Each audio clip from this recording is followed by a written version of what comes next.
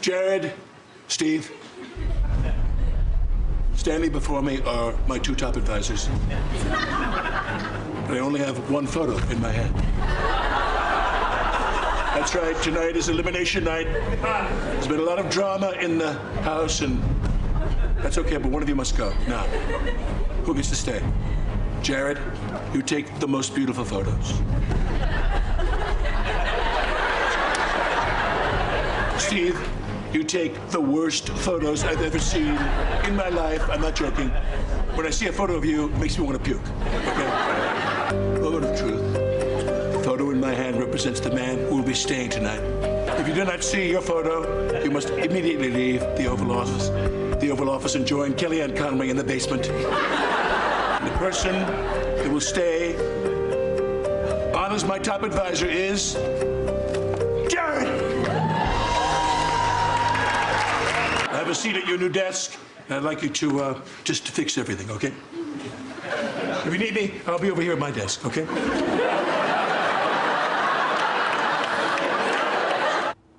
So now they're trying to do it to Jared, too. No.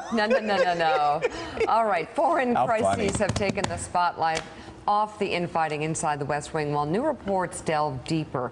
The new issue of Vanity Fair and a report by Sarah Ellison details the drama inside the White House between presidential son-in-law Jared Kushner and senior counselor Steve Bannon. Sources tell the magazine that Bannon had repeatedly threatened to quit the administration if he were ousted from the National Security Council. Quote, "It was almost like they were calling his bluff," said one source. This, as the New York Times reports how first daughter Ivanka Trump has been battling Bannon, reporting that in recent weeks she has spoken bluntly about Bannon's shortcomings to the president. She was especially incensed by articles she believed were planted by Bannon's allies, suggesting he, not her father, honed the populist economic message that helped sweep the Midwest. She made that point in the strongest terms to her father, who agreed, according to a family friend. But Ivanka Trump is not relishing the White House battles. According to Vanity Fair, she is telling friends, quote, "I didn't ask for this." Let's bring in New York Times columnist Frank Bruni at the table. Good to have you on board, Frank. What do you think of that reporting? It matches what I've heard. Okay, but here's the thing everybody misses. There is no internal battle. Yeah, when you take on whoever's in the White House or who wants to be in the White House, didn't ask for when this. you take on the family, you lose. Okay, that's kind of like who's going to win the battle tonight between Joe's 8-year-old son and Joe when they're trying to figure out what time Joe's 8-year-old son is going to bed. That would be Jack. You can write as many articles. I'm serious. You can write as many articles as you want to write about that.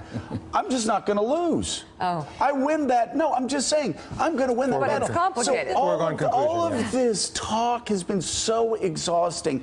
Why didn't they just pick up the phone and call Corey Lewandowski and say, Corey, how does this end? You know what? The family wins. But do you not feel that Steve Bannon has hastened his own demise? Yes. I mean, but by. Well, I'm saying by. He started to attack 3 to 4 weeks ago Jared Kushner out of left field. And the second people started calling me from inside the White House telling me about that, and there was a lot of people, I said, what do you think's up? I said, well, I think he's stupid. Right. I think that's what's up. He's going to lose. This is obvious stuff, Frank. People who are really smart on certain vectors can be really dumb on other vectors. But I think he was doomed even before then, because you know better than I do, the cardinal rule of Washington, and it's sort of a cardinal rule of human nature, is you do not eclipse the person whom you are supposed to be serving. And Bannon, from a very early point, let his legend grow extremely large, dangerously large. And to some extent, you have no control over that because we in the media do it, but you have to find ways to resist it. And can I add to that, since the horrible inauguration speech that he helped write, horrible, just horrid, absolutely the worst in history. We get your point. The carnage. He has put he has not put any points on the board. In fact, it's been all failures domestically up until now. And I believe Bannon put himself in front of that and thought he was the kind of fixer on everything, and was a disaster. In politics, just like in most things, the past is always prologue, and people in the White House are starting to look at his past.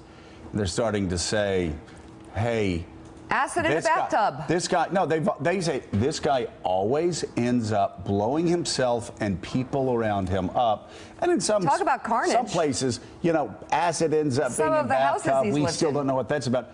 But the past is always prologue in politics. Show me somebody's past, and if they've done it over and over again, they're going to do it in the future. And Bannon blew himself up. Well, and now they're in the extremely volatile position of damage control. How do they get this ordinance? How do they get him out of the White House without just him exploding all over them? Well, that's actually the issue now. The real reporting here is that they are trying to figure out what the heck to do with him so he doesn't hurt them on the outside. Well, I thought the piece was also brilliant in describing just how diminished Kellyanne Conway's role has become in the White House. It said, you know, the story, one advisor said, "Oh, just don't even bother talking about her. She really doesn't have a seat at the table anymore." Wow, that was pretty. Yeah, that was not nice. The great slugger Babe Ruth once said, "Yesterday's home runs don't win tomorrow's ball games." That's right.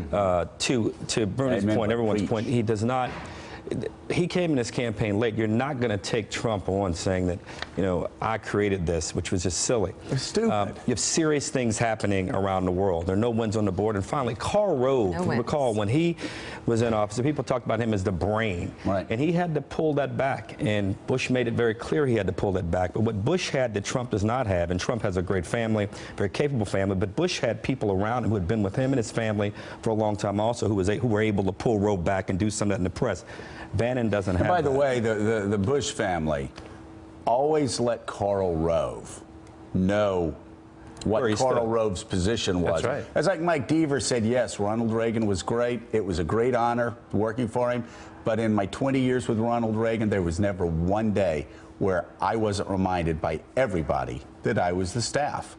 That's what you need in the White House. I just wonder also, and this is just, I just wonder after being in the foxhole, being in the room with McMaster and the foreign policy team, all these tough guys, big thinkers, deep thinkers, experienced thinkers, disciplined leaders, then looking back at his domestic team and seeing Spicy there and Bannon, he's probably like, oh.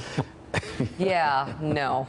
I'm sorry. I think he's going to see a contrast, and he's going to realize he needs deep thinkers on the domestic side as well. I think Bannon also fundamentally misunderstood and misunderstands Trump. Trump cares way less about that particular brand of nationalism and populism than he does about his approval ratings. That's correct. And if Steve Bannon is not going to shepherd him to the kind of approval ratings that he wants, he is not going to stay with Steve Bannon. Well, and President Trump is really disavowing a lot of his more simplistic policy statements they made on the campaign trail. There are multiple instances now where he's saying, wow, healthcare is more, who knew healthcare was this complicated? Wow, after 10 minutes getting briefed on North Korea by the Chinese president, this is really complicated. So he's shifting, and he's not sticking to these hardcore. And by the way, we all may freak out about that. Donald Trump is sending a message to his people. I'm going to shift a little bit here. This is more complicated than we thought on the campaign trail. I'm going to shift. And, you know, your family and my family, that some people who supported Trump were like, okay, that's fine. Right. But the thing about Trump is, and we said this before, before he came into office, it's a meritocracy with Donald Trump. Right. It's not, he's not going to allow a friend of his from Yale to debaptize Iraq and destroy the region for 10 years. What about his son, though? Is it a son-in-law? Is it a meritocracy with his family? It's going to be interesting to see what happens. It'll be interesting to see what happens because he cares about winning, and he does not care what you did for him yesterday. It's performance, performance. And trust. Yeah. And Bannon had too many failures. I mean, the travel ban, what happened to the travel ban? Right. He tried to browbeat members of the Freedom Caucus into voting for the Obamacare and the court. We saw how that worked, you know. Yeah. All right, still ahead, the White House closes the books on what critics say is a key facet to government transparency. We'll explain that ahead on Morning Joe. Thanks for checking out MSNBC on YouTube, and make sure you subscribe to stay up to date on the day's biggest stories. And you can click on any of the videos around us to watch more from Morning Joe and MSNBC. Thanks so much for watching.